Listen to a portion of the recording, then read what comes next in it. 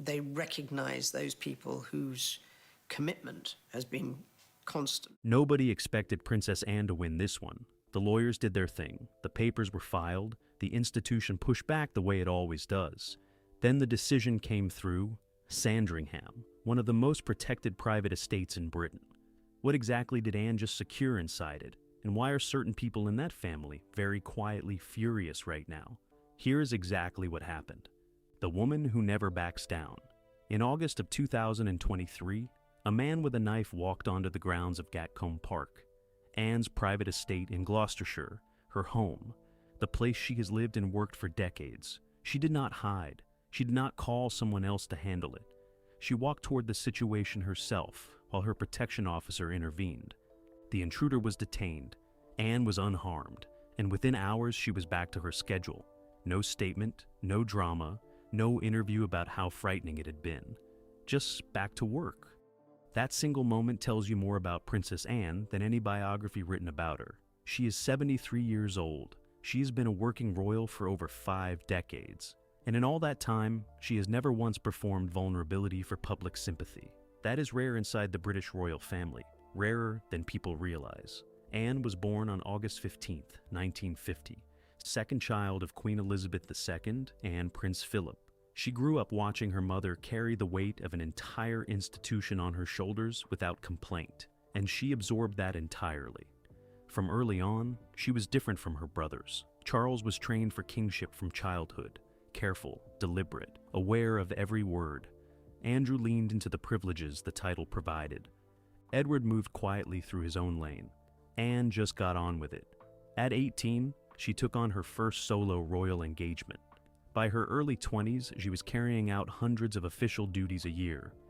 Not because anyone forced her, because she believed that was the deal. You carry the title, you do the work. Simple. She became one of the hardest working members of the royal family and stayed that way for 50 years straight. In 1976, she competed in the Montreal Olympics as part of the British equestrian team. Think about that for a moment. An active member of the royal family competing at Olympic level, on merit, not as a patron, not as a ceremonial figurehead standing at the side of a track, actually competing. She is the only member of the British royal family to have done that. She did not win a medal. She fell during the cross-country phase of the event. She got back on the horse, finished the course, and completed the competition. The falling is less remembered than the finishing. That tends to be how Anne operates. Her relationship with the press has never been warm. In 1982, a photographer caught her off guard during a private moment, and she told him, in plain language, to go away. Except, she did not use those words. The quote became famous. It was not the language of a polished royal, it was the language of a woman with a very short tolerance for intrusion and zero interest in pretending otherwise. The public loved her for it. The press did not quite know what to do with her. She does not court coverage. She does not leak to journalists. She does not use the media as a tool the way other members of the family have at various points. She says what she means, does what she commits to, and expects to be left alone the rest of the time. That independence has defined her for decades. Inside the family, her position is equally distinctive. When Harry and Meghan left for America in 2020, Anne did not comment publicly. When Andrew's catastrophic BBC interview detonated across the world in 2019, Anne stayed out of it. When the tensions between Kensington Palace and Buckingham Palace started generating daily headlines, Anne's name was almost never in them. Not because she is oblivious, because she is disciplined. She watches, she assesses. She acts when she decides the moment is right. Not before. People inside the institution describe her as someone who does not waste words or energy. If she is in a meeting, she has read everything beforehand. If she raises an objection, it is specific and grounded. If she commits to something, it gets done. King Charles trusts her more than almost anyone else in the family. That trust was built over decades of her, simply showing up and delivering consistently, without requiring management or reassurance. Her personal life has not been without difficulty. Her first marriage to Captain Mark Phillips in 1973 ended in divorce in 1992. It was a quiet unraveling rather than a dramatic collapse. No explosive interviews, no competing press narratives. Just two people who had grown in different directions, separating without destroying each other publicly. She remarried in 1992, the same year the divorce was finalized. Commander Timothy Lawrence, a former equerry to Queen Elizabeth, low-key, private, someone who understood the world she inhabited without needing to be the center of it. They have been together for over 30 years. She has 2 children from her first marriage, Peter Phillips and Zara Tyndall. Both were raised deliberately outside the formal royal structure. No HRH titles, no working royal roles.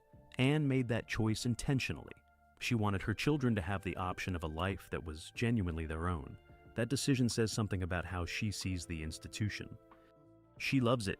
She has given her life to it, but she was clear-eyed enough to know what it costs, and she chose not to impose that cost on her children without their consent. Now, here is where this connects to Sandringham.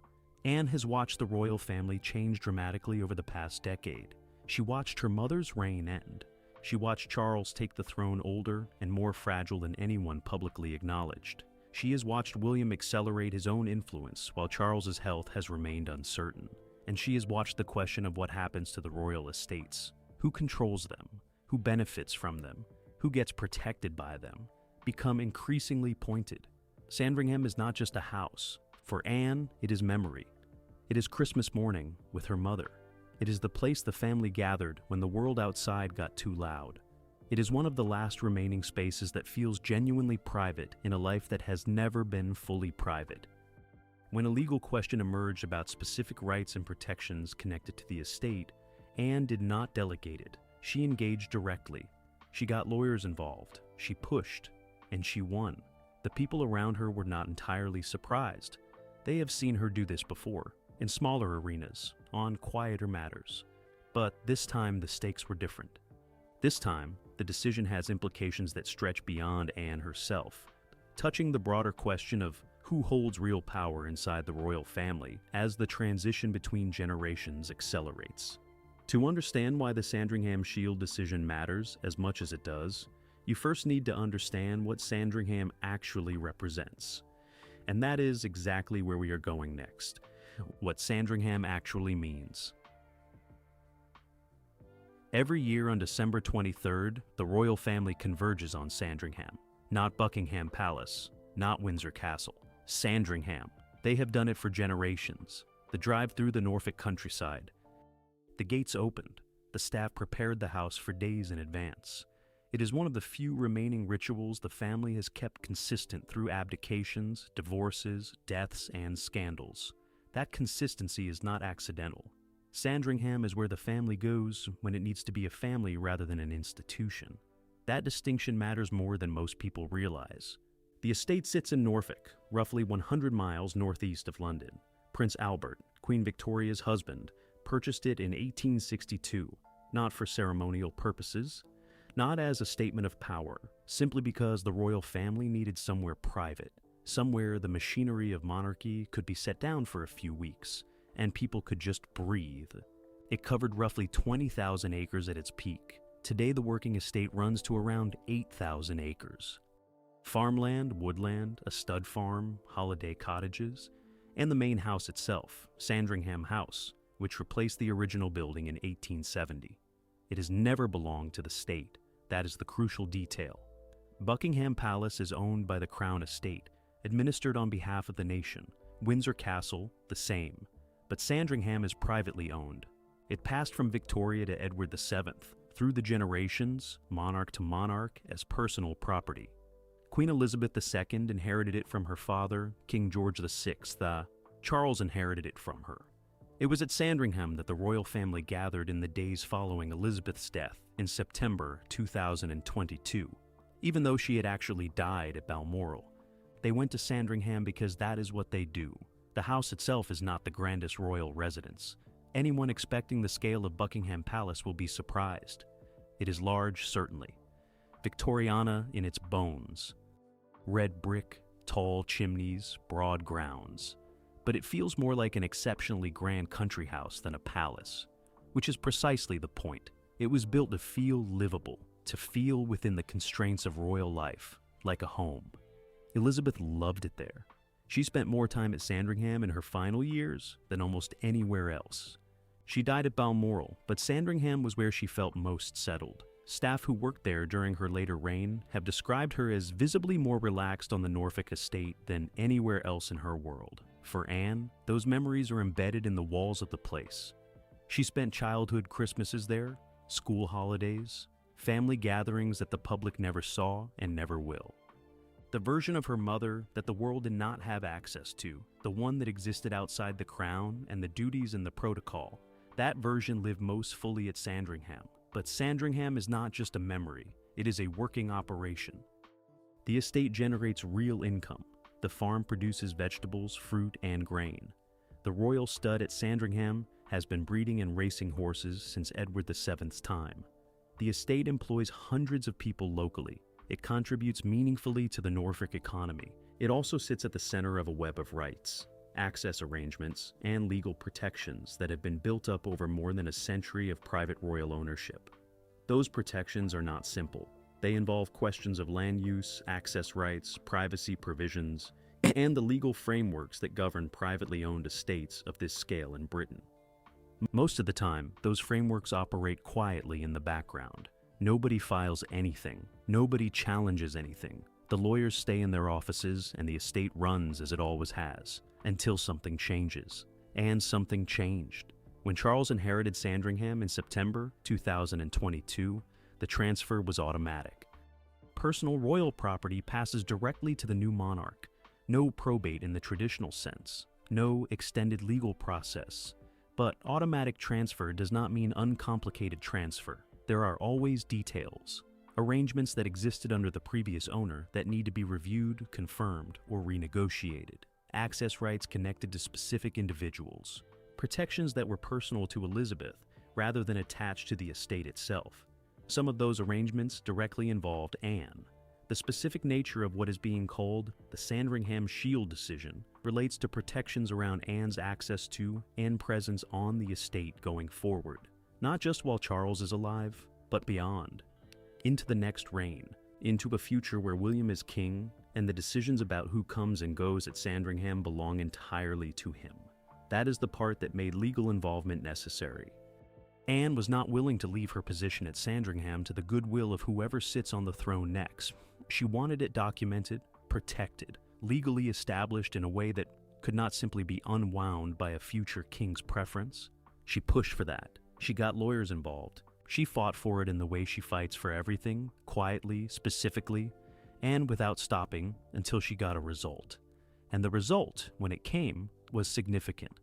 What exactly was decided and why certain people inside the palace are unhappy about it is exactly what we are getting into next. The legal battle nobody saw coming.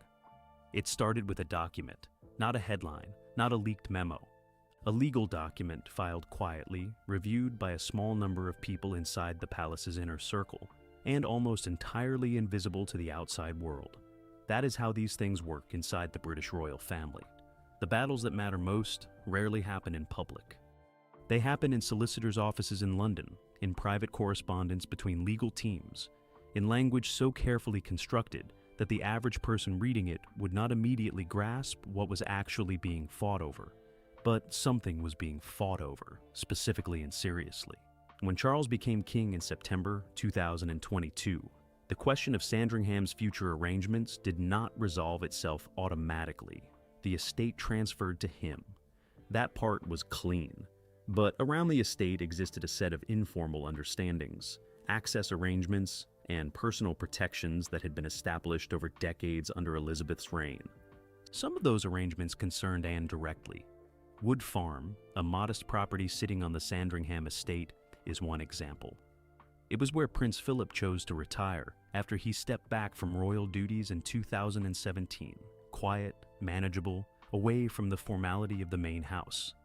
Philip lived there until shortly before his death in April 2021. After Philip died, the question of Wood Farm's future sat unresolved for longer than people inside the estate expected.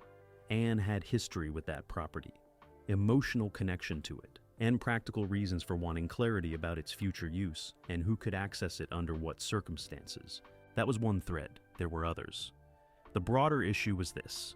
Anne's position at Sandringham, her ability to use the estate, to be present there, to have guaranteed access to a place that has been central to her family life for over 7 decades, was never formally documented. Under Elizabeth, it did not need to be.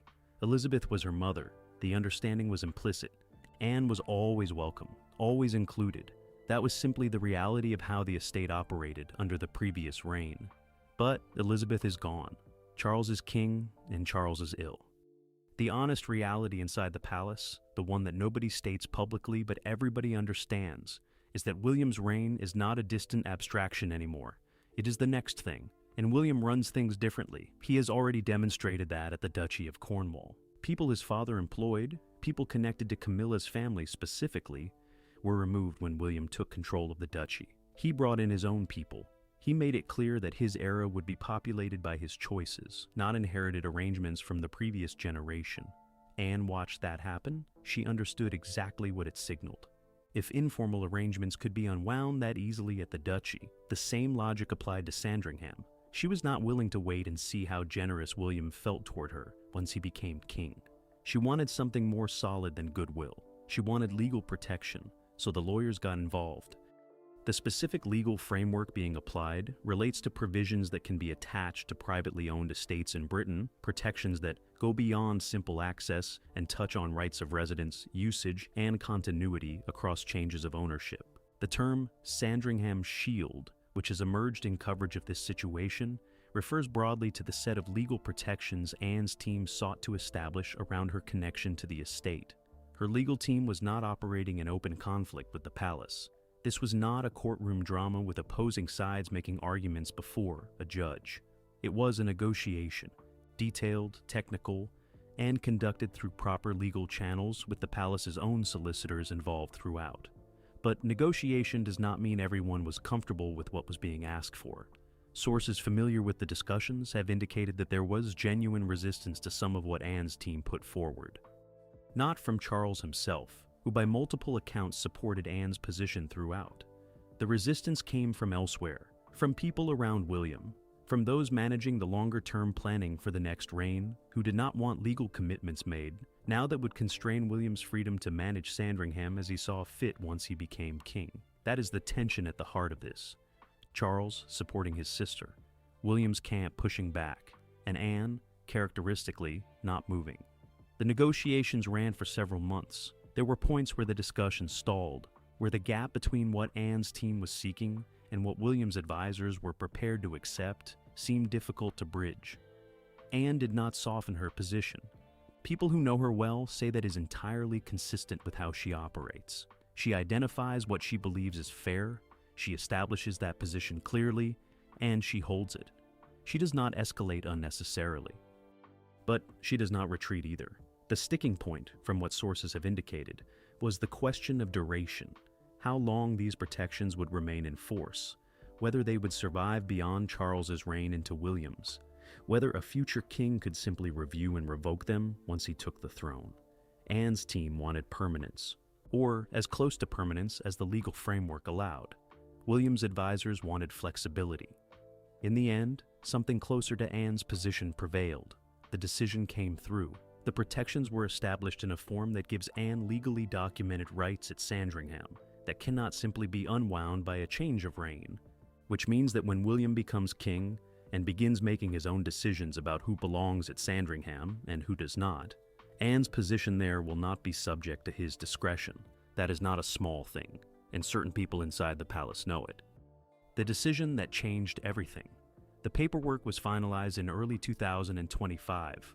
No press release, no palace statement, no royal correspondent breathlessly reporting from outside a London courthouse. Just a legal process that reached its conclusion and a set of protections that moved from negotiation into documented reality. Anne's team got what they came for. The Sandringham Shield, as it has come to be known in royal circles, established several specific things. Access rights to the estate that do not expire with Charles's reign. Usage provisions for Wood Farm that give Anne a legally recognized claim to the property extending beyond the current monarch's lifetime, and privacy protections around her presence on the estate that cannot be amended unilaterally by a future owner. In plain language, When William becomes king and inherits Sandringham, Anne will already be there, legally, documentably, in a way he cannot simply decide to reverse. To understand why that matters, you need to think about what Sandringham will look like under King William. He has already signaled his intentions clearly through his management of the Duchy of Cornwall. People connected to the previous era were removed. New people, his people, were brought in. The message was consistent and deliberate. His reign will not be an extension of his father's. It will be its own thing, run on his terms. Sandringham will not be exempt from that thinking. William and Catherine will want to use the estate as they see fit, for family time, for private retreats, for the kind of off-grid reset that becomes increasingly necessary the closer you get to the throne. They will want control over who is present, who has access, and what the atmosphere of the place feels like. A legally protected sister-in-law with documented rights to a property on the estate is not exactly what that vision calls for. But that is now the reality William will inherit along with the house itself. Charles's role in this outcome cannot be understated. Multiple sources have confirmed that the king did not obstruct Anne's legal effort. He supported it.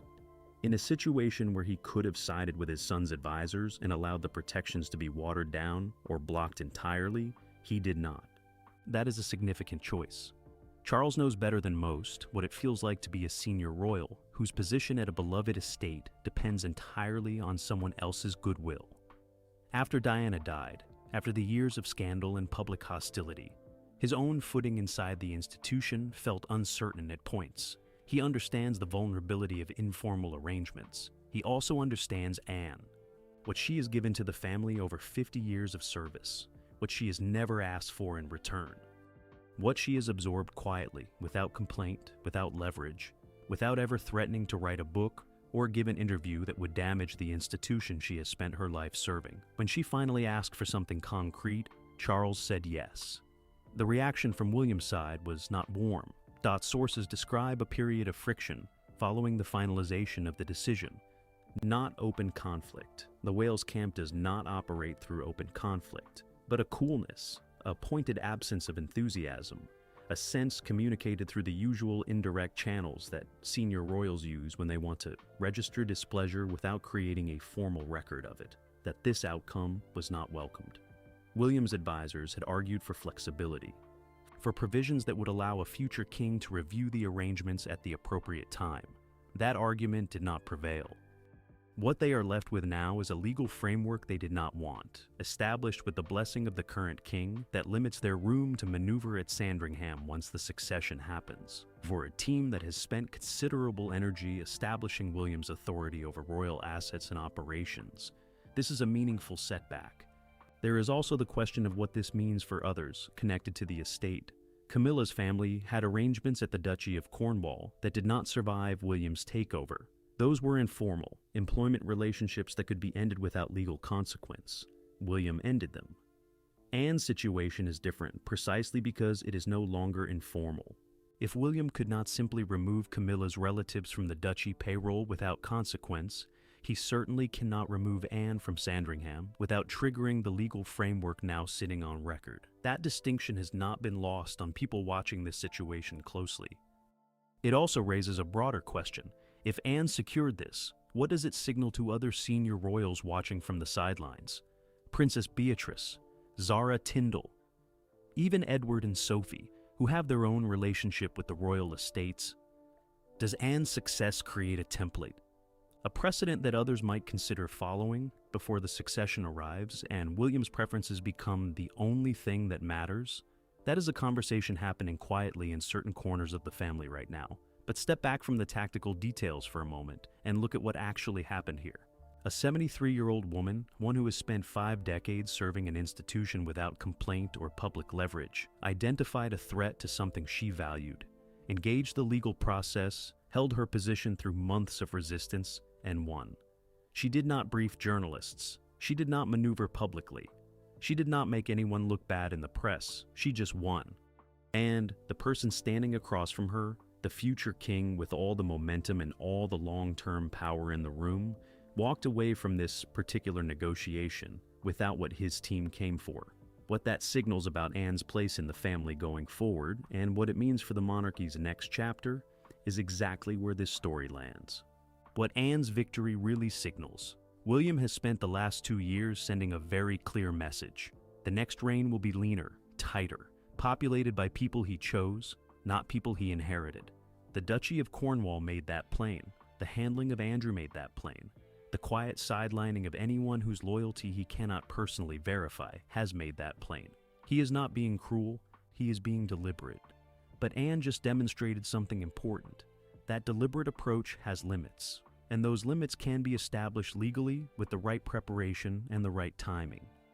That is new information for everyone watching from inside the family. Consider what Anne actually did here. She did not fight William publicly. She did not brief against him. She did not position herself as a critic of his vision for the monarchy. She has never done any of those things, and she did not start now. She simply identified the gap between where she stood and where she needed to stand. Then she filled that gap with legal documentation before the window closed, the window being Charles's reign. The moment when she still had a king on the throne, who remembered what she had contributed, who valued loyalty in the old-fashioned sense, and who was willing to back her when it mattered. She read the timeline correctly. She moved at the right moment. And now the protections are in place. For Camilla, this outcome carries a particular kind of weight. Camilla's sister Annabel Elliot lost her role at the Duchy of Cornwall the moment William took over. No legal framework protected that arrangement. It was informal, and informal arrangements ended when William decided they should end. Camilla herself faces a version of the same vulnerability at Sandringham. When Charles dies and William inherits the estate, her presence there will depend on his willingness to include her. There is no legal shield around her position. She did not secure one. Anne did. That contrast is not going unnoticed inside the palace. 2 women, both connected to the estate through the current king, facing the same future uncertainty. One of them did something about it. The other did not, or could not. For William, the lesson here is probably unwelcome but useful. He cannot consolidate everything. He can move fast on some fronts. He can reshape the duchy, manage the public narrative, position himself and Catherine as the future. But there are people inside this family with deep roots, long memories, and the legal means to protect their ground. Anne is the most significant example, but she is not the only one paying attention. The question now circulating quietly among senior royals and their advisors is straightforward. If Anne could establish legally protected arrangements before the succession, what stops others from doing the same while Charles is still on the throne? That question has no comfortable answer for William's camp. There is something else worth noting about how this played out. Anne did not win this because she is powerful in the conventional royal sense. She holds no constitutional authority. She controls no major estate. She has no significant independent wealth. She won because she has something harder to manufacture than any of those things. Credibility. 50 years of it. Built through showing up, doing the work, asking for nothing, and never embarrassing the institution she serves. When she finally asked for something, it was difficult for Charles to say no. And it is difficult for William's team to argue, with any real force, that a woman who has given what Anne has given should be denied basic security at a place her family has gathered for her entire life.